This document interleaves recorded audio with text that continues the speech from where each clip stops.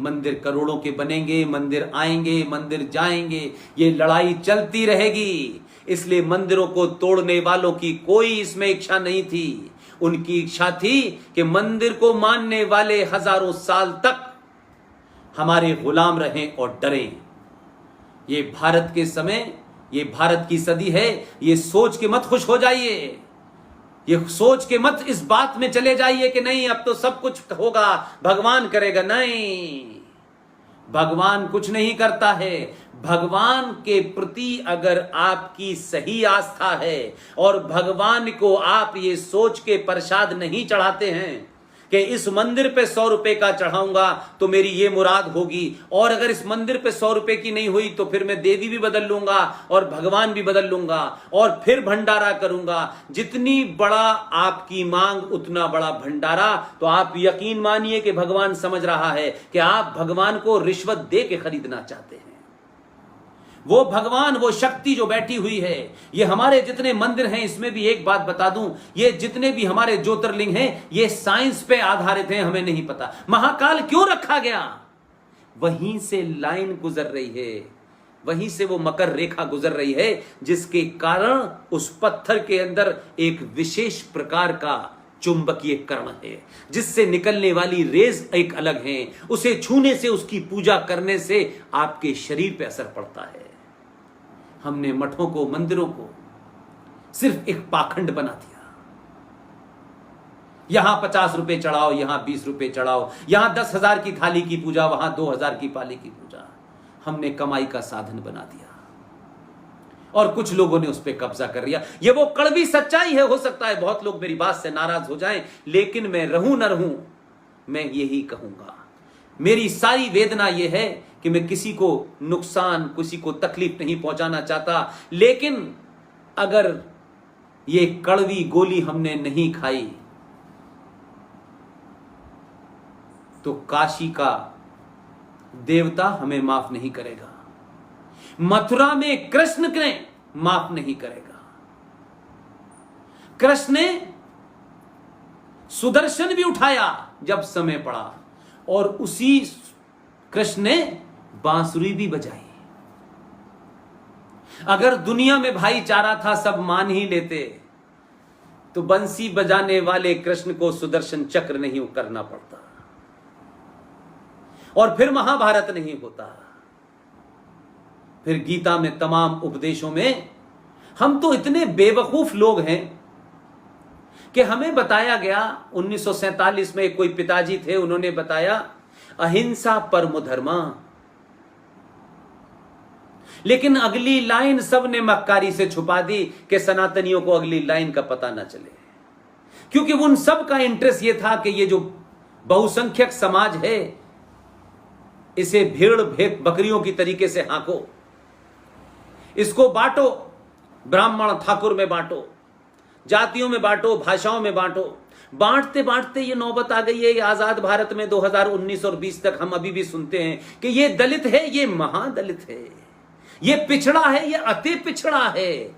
लेकिन वो जो आए हैं 632 से टेंट से निकल के, उनके बारे में नहीं कोई बता पाया कि ये देवबंदी कौन है, ये बरेलवी कौन है, ये अहले हदीस कौन है, ये अहमदिया कौन है, ये कादियानी कौन है। हमने नहीं कहा, क्योंकि हिम्मत नहीं है हमारे अंदर। इसलिए अपने ही घर के लोगों को बांटो, अपने ही 4 भाइयों के बीच में दीवार खड़ी करो। दुश्मन से वो लोग नहीं लड़ते हैं जो अपने घर में लड़ते हैं। आपके घर में भी लड़ाइयां होंगी, लेकिन वो लड़ाई एक क्षणिक है, वो स्थायी नहीं होनी चाहिए। इसलिए मैं ये कहता हूं कि राम मंदिर बने, लेकिन मेरी और आपकी ये कोशिश होनी चाहिए कि राम मंदिर बनने के बाद 10 दुकानें सीधे हाथ पे, 10 दुकानें उल्टे हाथ पे वाल्मीकियों की होंगी, और आजीवन वहां बाकायदा लिखित में होना चाहिए कि इन्हीं का परिवार यहां फूल बेचेगा। उसके अलावा जिसे बेचना है, भाईचारा करना है करें, लेकिन दलित की दुकान होगी। मेरी बात आज शायद बहुत लोग न समझें, क्योंकि ये मटेरियलिस्टिक दौर है, लोग इससे ज्यादा सोच नहीं पाते। भौतिकतावादी समाज है, इसमें नफा नुकसान सोचता है, शायद इसलिए समझ में ना आए। एक एक सनातनी को एक एक सनातनी को चलता फिरता न्यूक्लियर बम बनाइए, उसके अंदर उसकी तर्क शक्ति को, उसके अंदर के डर को निकाल दीजिए, उसे अपने ऊपर आत्मविश्वास इतना भर दीजिए कि वो बगैर किसी सोचे समझे अगर सही बात समझ रहा है तो वो भिड़ जाए, वो डरे ना। क्योंकि हम ये मानते हैं कि जो संसार में आया है उसके जाने का समय निश्चित है। वो कब जाएगा, कैसा जाएगा, ये हमें पता नहीं है। लेकिन हम जब तक हैं अपने होने का परिचय दें। हम जिंदा रहें और मर जाएं इसका कोई मतलब नहीं है। करोड़ों हिंदू जिंदा हैं लेकिन वो मर चुके हैं। हमें किसी की घर वापसी नहीं करना, उन्हें मरे हुओं को, उनके टूटे आत्मविश्वास को आत्मविश्वास जगा करके उनके अंदर एक गर्व की अनुभूति करानी है, सही बात समझानी है, किसी के खिलाफ नहीं भड़काना है, किसी के खिलाफ नहीं लड़ना है। सनातनी किसी से लड़ ही नहीं सकता, उसका पुरुषार्थ इतना मजबूत होता है कि उसके तेज से दुश्मन उसके आसपास नहीं आता। लेकिन 2020 का भारत है, बहुत सारी कमियां आ गई हैं। अपना शत्रु का बोध जानिए। आपका शत्रु कौन है? आपके अंदर है, आपके आसपास है। कौन आपको कमजोर कर रहा है? कौन आपके बीच के लोग हैं जो आपके मंदिर का विरोध कर रहे थे, और उनको हम कैसे कमजोर कर सकते हैं, इस तरफ ध्यान नहीं दिया हमने। कौन मेरी बात से खुश होगा और कौन मेरी बात से नाराज होगा, न इसका मैं बचपन से मुझे इस किस्म की कोई बीमारी नहीं थी। जिसको खुश होना है खुश हो। हां, तथ्यों पे, रेफरेंस पे हो सकता है कोई सवाल उठाए, मैं उसका बात को सरे महफिल जवाब दूंगा। हो सकता है कोई ह्यूमन एरर में मुझसे कोई इंफॉर्मेशन डेट ऊपर नीचे हो गई हो, मैं मानता हूं। लेकिन तथ्य, फैक्ट्स, रेफरेंसेस मेरे गलत नहीं होंगे।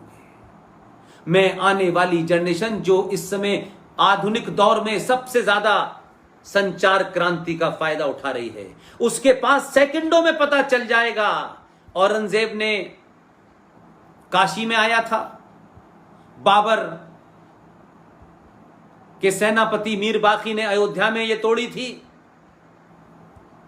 और महमूद गजनवी जो गजनी से आया था उसने सोमनाथ तोड़ा था। 1017 में उसने मथुरा के सारे मंदिर तोड़े थे। ये डेट मैंने नहीं लिखी है, और सिर्फ इरफान हबीब, रोमिला थापर और बिपिन चंद्रा कोई अंतिम शब्द नहीं है इतिहास में। इतिहास में हजारों खोजें आती हैं।